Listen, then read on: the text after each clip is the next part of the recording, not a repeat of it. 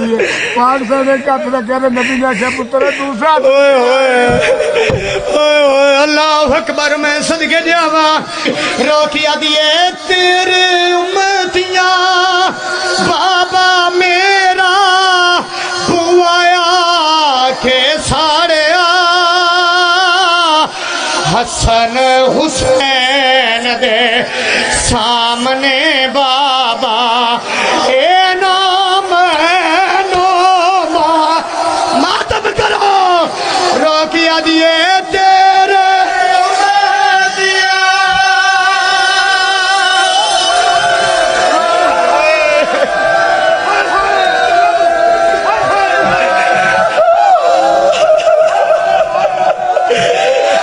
तेरिया जवानियां सलामत रहन मैं बिस्मिल्लाह करा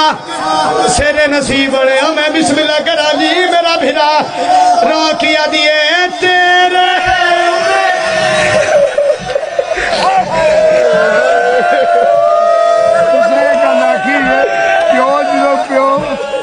प्यो की लाश से जावे कबर से जावे दो हथा गल ला दिए पाक साहब ने कत रखे नबी ने आख्या पुत्र दूसरा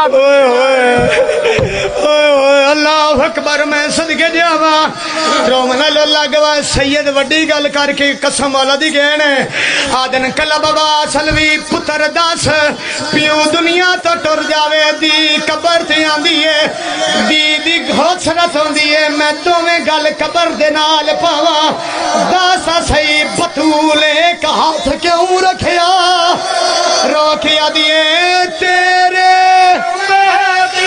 मातम सरदा